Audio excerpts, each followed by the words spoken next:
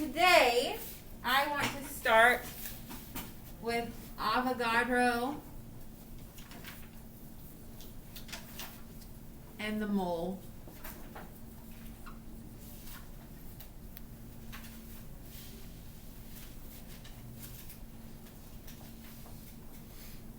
So in Unit 0, we talked a little bit about Avogadro and mole conversions. I want to make it very clear that in AP Chem, the mole conversions and the Avogadro's number things we're going to do usually are just one little tiny step of a big problem. It's never going to just be, oh, convert moles to atoms. That's not an AP question.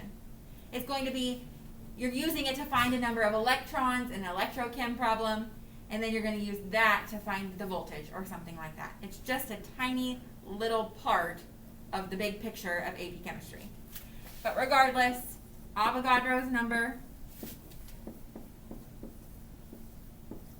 tells us how many atoms, molecules, formula units, particles,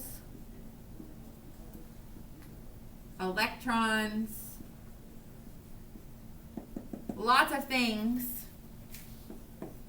that are in 1 mole.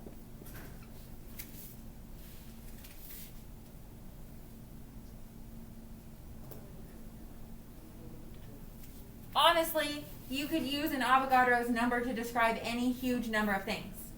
You could say you have 6.022 times 10 to the 23rd donuts, so you have a mole of donuts.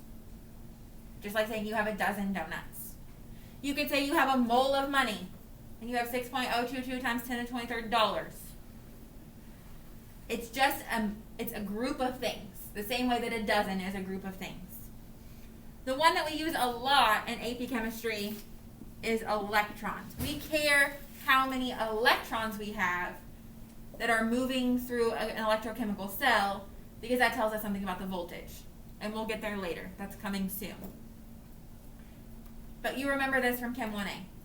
And to do the conversions, 1 mole is always this many atoms, molecules, formula units, particles, electrons, so on and so forth.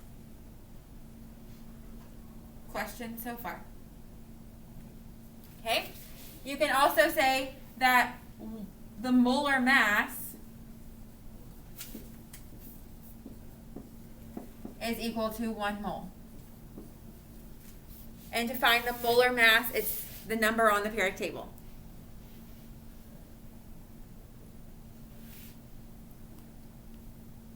You add up all the pieces.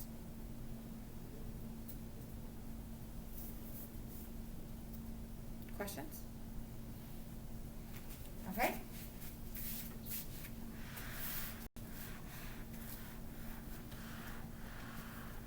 You will start seeing that molar mass referred to as the relative atomic mass.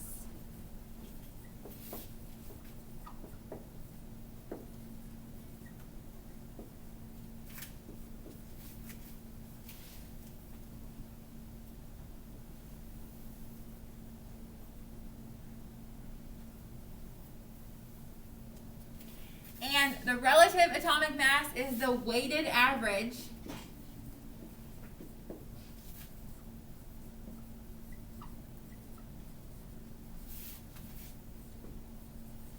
of all isotopes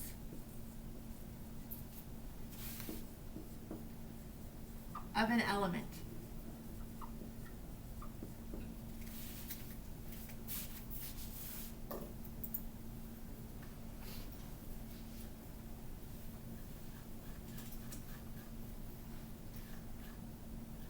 So an example would be neon. Neon has 3 isotopes. Neon 22, neon 21, and neon 20.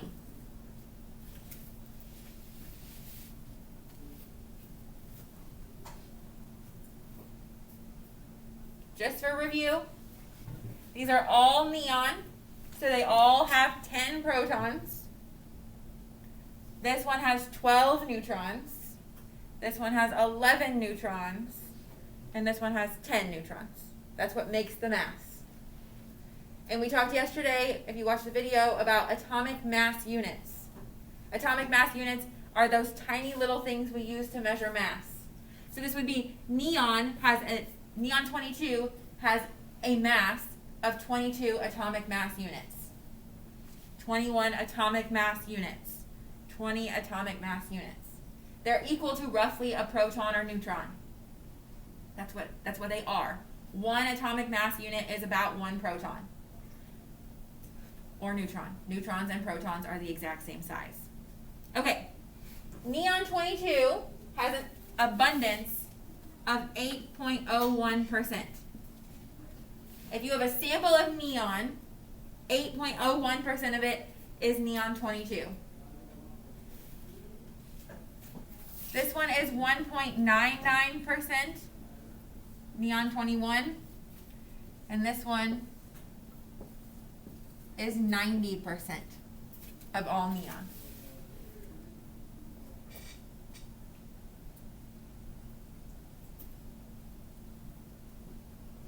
Questions so far? Okay, to find the relative atomic mass, I'm going to take the mass number, the mass, times its percent as a decimal. So the relative atomic mass is equal to 22 times 0.0801 plus 0.0199 times 21 plus 0.9000 times 20.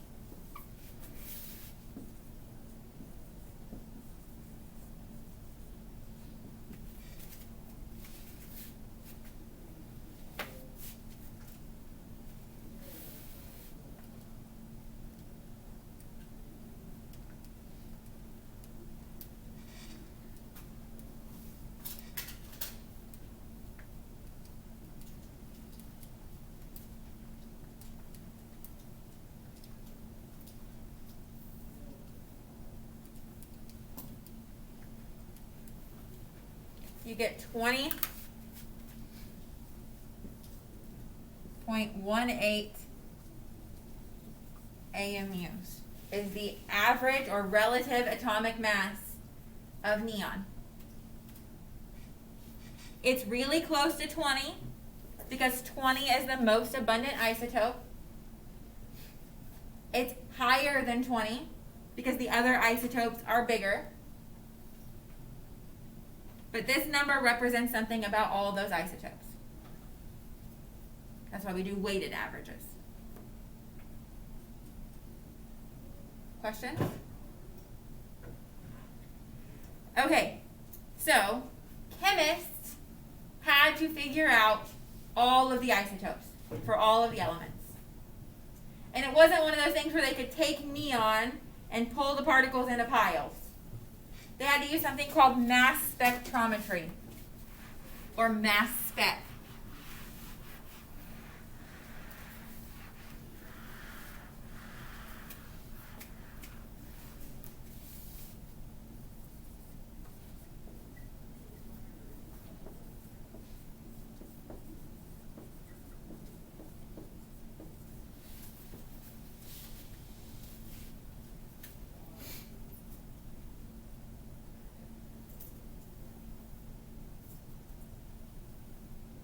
Mass spectrometry, you take a sample of any element, you put it into the mass spectrometer, and it does some things, it vaporizes it, and it separates it into different masses, and then it spits out a graph.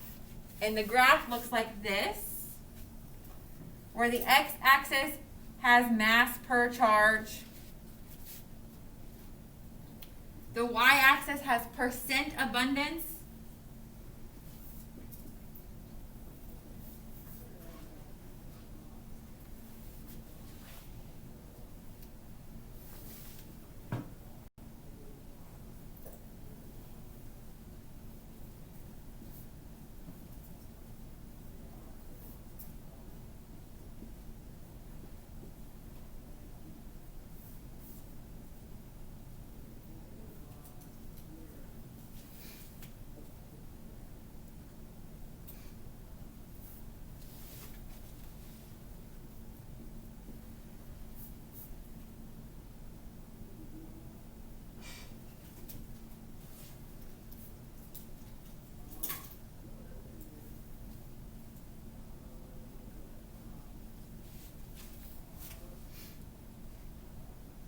And each isotope is going to have its own line, and the height of that line is going to match how abundant it is in that sample, its percent abundance.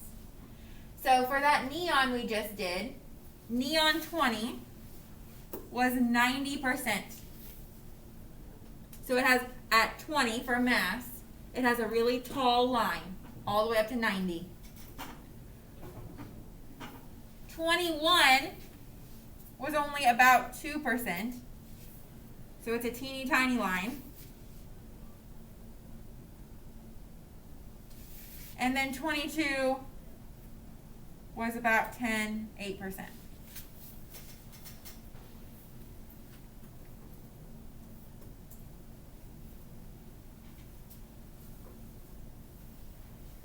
So chemists used every element. They put every element into a mass spectrometer, and every element spit out a graph.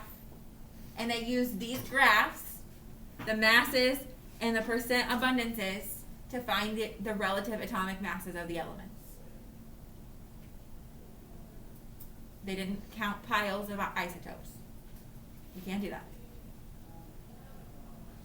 Do you remember doing this in Chem 1A? Just a little bit? Okay, so this is Chem 1A. In AP Chem, it might be a little more complicated. We're going to draw another one.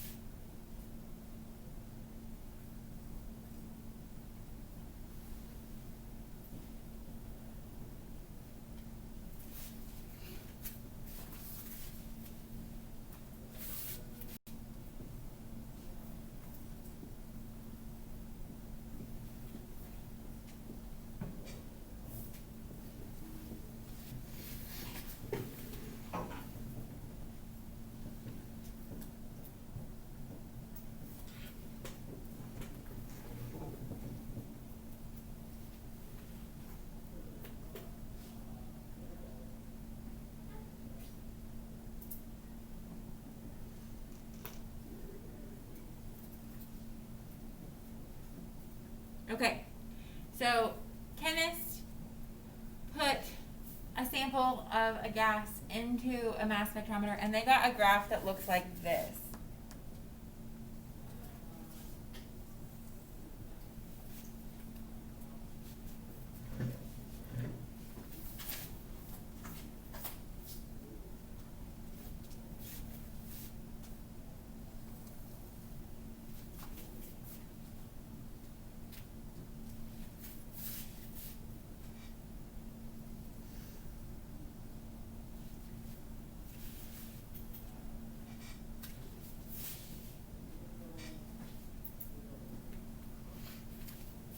With peaks at 35, 37, 70, 72, and 74.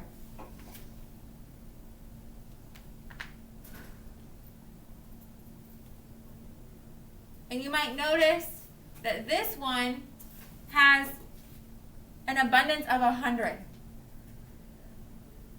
Is that a percent abundance if one of them is 100? No. This is a relative intensity. Some mass spectrometry graphs use relative intensity to make the lines taller and easier to read. What you need to know is that you have to convert that to a percent if you're expected to calculate an average atomic mass or a relative atomic mass. The way you do that, you take the part over the whole. So you add up all of the intensities, and then you do that line over the whole. So this would be 80 plus 20 is 100, plus another 100 is 200, 260, 270 is my whole. So I would put 80 over 270 to find my percent. And 20 over 270. And 100 over 270. And 60 over 270. And 10 over 270 to find my percent abundances of each one. Part over the whole. But now the problem is, does it make sense that this is one single element that has masses of 35, 37, 70, 72, and 74? No, it doesn't make sense that it would have a nucleus that's all the same size with such varying numbers of neutrons. What's happening here is this is a diatomic. You remember the diatomics? Hunkelbrief, hydrogen, oxygen, nitrogen, chlorine, bromine, iodine, fluorine. This one has, this is 35 and 37. Those are my two singular elements all by themselves. And then these are the diatomics. 70 is a 35 attached to a 35. 72 is a 35 attached to a 37. And 74 is a 37 attached to a 37.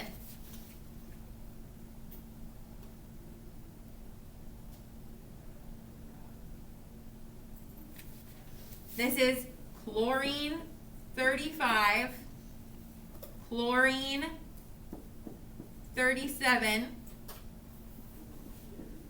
chlorine 70, chlorine 72, and chlorine 74. They all show up for diatomics on the graph. Some of them broke apart into singular elements. Some of them stuck together in diatomics. And you get a representation of all of them. So which chlorine is more abundant, 35 or 37? 35. 35 is the biggest peak here, which makes 70 the biggest peak here because it has two 35s. That's why 72 is bigger than 74, because it has 35 in it, and 35 is more abundant.